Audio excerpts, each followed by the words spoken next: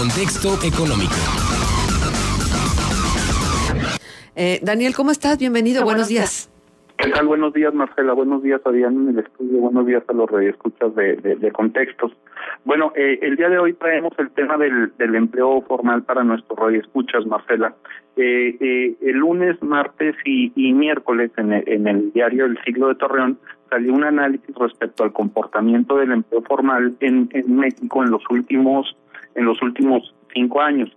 Si bien es cierto que el registro que hace el Seguro Social respecto al empleo formal no debiese ser por el Seguro Social, sin embargo es la fuente más confiable que tenemos para determinar el comportamiento de la formalidad en los empleos en nuestro país. Y el otro factor que tiene que ver con estos 2 últimos años, en donde se ha hecho un esfuerzo muy grande por formalizar fuentes de empleo que ya existían, es decir, pasarlos de la informalidad a la formalidad. Bueno, pues es la única fuente de información que tenemos real para ver el comportamiento del empleo formal en nuestro país, que es determinante para la estabilidad económica, no solo de nuestro país, sino de cualquiera en general. Mientras más gente tenga empleo formal, con mejor certidumbre puede enfrentar los comportamientos económicos desfavorables que se presenten en una economía. Ahora bien, en este ejercicio que se realizó con base en información del Instituto Mexicano del Seguro Social, que determina a los trabajadores asegurados por delegación, prácticamente por estado y por subdelegación, que son grupos de municipios integrados en zonas para atender en salud, que lo podríamos ubicar también en zonas económicas, nos da la siguiente información. El primer dato que ubicamos es que los estados con mayor crecimiento del 2014 al 2015, porque también es importante decir que estas cifras se esperaban desde marzo del presente año y se acaban de generar apenas o puestas en la plataforma de internet el viernes de la semana pasada, por eso está un poquito retrasada este tipo de información. Tenemos que Baja California Sur tiene un crecimiento en empleo de un año con respecto a otro del 9.10%, y luego tenemos a Quintana Roo que crece un 7.6% y Sinaloa que crece un 6.2%. Es decir, los 3 estados que mayor crecimiento están generando tienen la coincidencia de que tienen por ahí playa, de que tienen sector turístico, y esto es determinante, ¿no? En este top 10, digamos, de generación de empleo, vemos en primer lugar a los estados que tienen mucho dinamismo en el tema turístico, y encontramos un par de estados que están en la frontera y que también es otra característica de la actividad económica en nuestro país. En este caso son Chihuahua y Baja California, con el sector manufacturero que tienen en sus fronteras básicamente a través de Juárez y de Tijuana, como digamos el segundo grupo de estados que tienen mayor dinámica en generación de empleo. Y después vemos en tercer lugar el sector industrial del centro del país, que agrupa gran parte del sector industrial de México, ¿no? En donde se integran estados como Querétaro, como Aguascalientes, como Tlaxcala y como Jalisco. Entonces, nosotros podemos ver hasta aquí cómo se está generando la dinámica de empleo en nuestro país en el último año, pero cuando checamos cifras hasta 2011, hay una dinámica muy similar. Primero vemos el sector turismo, cómo ha venido a generar un mayor dinamismo en la economía mexicana. Después tenemos el sector de las fronteras, después tenemos el sector industrializado del centro del país, y el otro grupo que es muy fácil de identificar son las economías del Golfo de México y que tienen relación directa con el tema petrolero. Y entonces, en los últimos 3 lugares, vemos a Tabasco, a Campeche y a Veracruz con serios problemas por los precios del petróleo, y que se están reflejando ya en la generación de empleo. Es importante destacarlo porque los 3 estados tuvieron cifras negativas. Por ejemplo, Veracruz perdió 7.500 empleos formales, Campeche 8.500 y Tabasco 13.000 empleos formales. Tamaulipas, que es el otro estado que está en el Golfo de México, tiene un crecimiento de 1.3% por abajo de la media nacional. Si bien es cierto, se ve afectado por los temas petroleros, la diferencia que tiene con los otros 3 estados es que pues tiene frontera con Estados Unidos y que tiene algunos municipios más diversificados en el sector manufacturero. Esto es lo que nosotros podemos decir en comportamiento de empleo a nivel a nivel de los estados en el año pasado. Cuando tú checas el dato de los últimos 5 años en generación de empleo, Marcela, vemos que las economías que mayor dinámica han tenido son las economías del centro. Vemos que es Aguascalientes, Guanajuato y Querétaro el top 10 en generación de empleos, con niveles superiores en 5 años del 25% en materia de generación de empleo, es decir, básicamente es el 26%. Ahora, las cifras que entiendo que nos interesan a los que vivimos aquí en la comarca lagunera en términos de Coahuila y Durango, vemos que Coahuila el año pasado se ubica en el lugar número 14 con un crecimiento del 4.27% en materia de empleo por arriba del promedio nacional, con 28.689 empleos generados.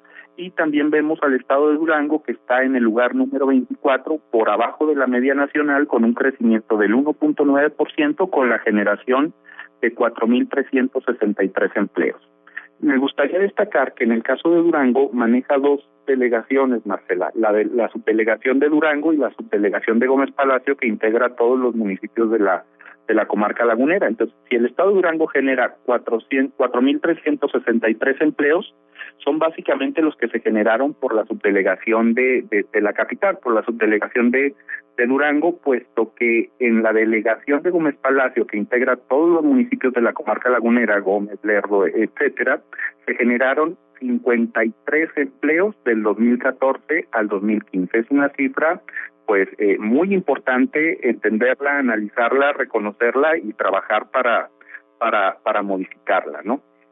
No, es que pareciera nada, ¿no? Pues son 53 empleos, Marcela. Por eso, o sea, y si es real, o sea, podemos confiar en que la cifra sí es. Son cifras oficiales, por eso te decía yo, ¿dónde podemos encontrar más información respecto a la generación de empleo formal? Si no es en el dato de los asegurados totales por parte del Seguro Social. Entonces, pues es el dato más fidedigno que podemos tener, por lo menos hasta 2015. Faltaría analizar, por supuesto, el comportamiento de estos últimos 5 meses en términos de los asegurados mensuales, pues esperemos que generen una dinámica distinta, ¿no? Entonces, básicamente estamos viendo que el empleo generado en Durango fue por los 4,000 empleos generados en la subdelegación de Durango Capital.